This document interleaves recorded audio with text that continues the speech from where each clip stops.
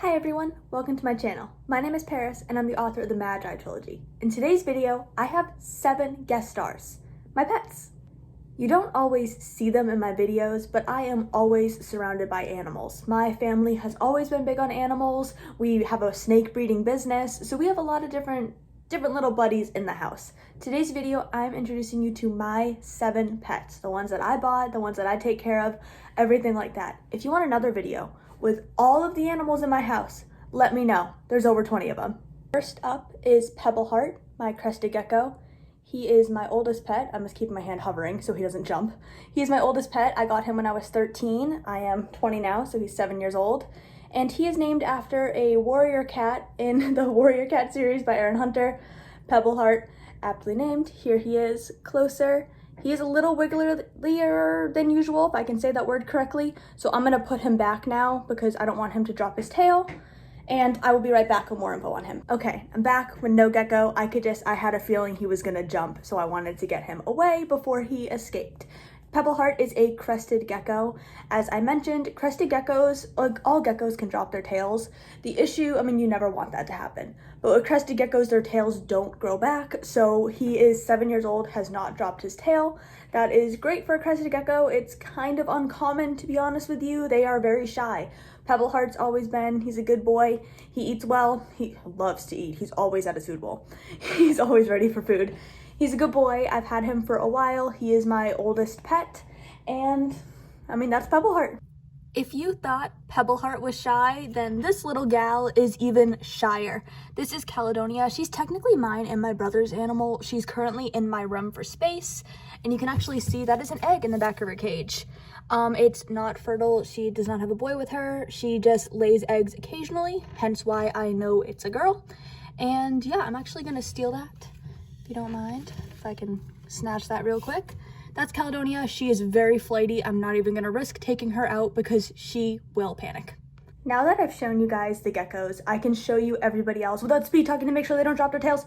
So we can be calm now. We can be normal. Looking at a certain little guy I have down here. This is Richard. Richard is my Western hognose snake. Well, one of my Western hognose snakes. He's an axanthic. His eyes are blue right now because he's getting ready to shed. And the reason I put the emphasis on normal is Richard is just, he's a special little guy. Actually, should I expose myself?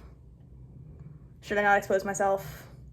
If any of you have Western hognose snakes and you're looking at Richard's tail right now, you know a secret. You know that Richard is a girl. Yes. Richard is a girl. She is one of the first hatchlings that we ever had breeding our own snakes. She is almost 4 years old now. And 4 years ago, we weren't as experienced as we are now, and we misgendered her. So we thought it was a boy. I named it Richard. This is Mrs. Richard. She's a good girl. She's gonna fall. She's gonna fall. She keeps doing that. But anyway, yes, this is Richard. She is a Western hognose snake. She is of an axanthic morph. Her parents are Zynga and Dakar. They are both amazing snakes that we have that we didn't hatch them in our house, but we raised them from babies. We've had them their whole lives. And now we've had Richard her whole life. And I don't even know what she's doing right now. Final fun fact about Richard, as I mentioned, her eyes are blue right now. Usually snakes' eyes are not blue. This means that she is getting ready to shed. So when a snake is in blue, or some people say it's a zombie snake, it basically means that they're getting ready to shed their skin. All reptiles shed their skin as they grow, and with snakes in particular, you can see that before the skin comes off, they secrete this, I don't even know exactly how to describe this, but this liquid between their new skin and their old skin. And when that liquid, dries up, it basically loosens everything. It can come off in one piece. So in probably about a week now, Miss Richard will be shedding. Now, this little cutie is Richard's younger brother, Gervaso. Gervaso is actually a boy. We are experienced now. We know how to tell the difference. We nailed it with him. We said it's a boy. He's a boy. Not to brag, but yeah, Gervaso is a boy. And there is a size difference between the two of them that is not related to their age. There's only a year age gap. Now, female reptiles do tend to be a lot bigger than the males, so there would be an age, like a size gap anyway. But Gervaso actually has special needs. He was born with a deformity that has the potential to affect his lifespan, but we have been very lucky and blessed in that he is a healthy little guy. Now I'm gonna try to show you, angle him so you can see it on the camera. Right where my finger is a kink, which in a snake, a kink means that their spine is not straight. If that kink is close to their neck, so up in this area right here, it eventually has the potential of stopping them from being able to eat. Gervaso's, as he's gotten bigger, we've realized that it's farther down his back, which is great. It means it has less of a chance of affecting his health, but he is a little bit smaller because he can't eat bigger sized mice. Now we feed frozen thaw. I want to give that disclaimer. We're not doing any live feedings, but yeah, he can't fit the bigger size down his throat because he's a little guy and he has the little deformity on his back. He is otherwise very healthy, very happy. He's a good boy. He's being chill right now. He's not, I don't even know what Richard was doing. He's being a good boy. He is, he looks so cute. Oh my gosh. He is just here chilling. He is not being bred. He is not doing anything else except for eating little pinky mice and being a happy, cute little guy. The third and final snake I have to show you guys is Nichelle. Now, Nichelle is not related to my other two. I bought her about a year ago. She hatched, I want to say it was either March or May of last year. I can't remember exactly. She's about a year old. Now, Nichelle, unlike the other two, has no pattern. That is because Richard and Gervaso have a standard pattern for an axanthic snake. In between the standard and what she is the anaconda pattern on a snake, on a hognose snake.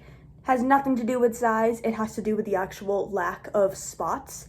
And a super anaconda, like Nichelle, has no pattern on her back. All she has is the little, if she'll show you, the little stamp on her head, which is a common trait, or not a common trait, it is a defining trait every hognose has.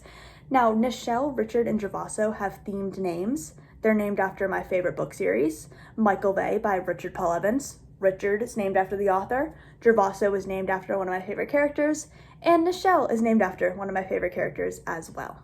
JayrMiston was just simply born for the spotlight. Here he is. I believe he's a Dumbo beta, which I think you can get where he got his name from. You can see my reflection. Hi. He has the giant fins. JayrMiston's name actually comes from the ROTM trilogy, so you'll be seeing more of him because he was purchased. He was kind of an impulse buy. You didn't hear that from me. And look at that sass. Look at this distinguished gentleman right here.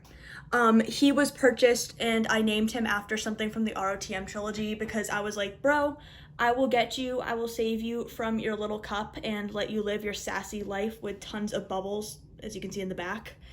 If in return you let me mark it with you. So here he is, ready for the spotlight, ready to tell you guys to get excited for ROTM.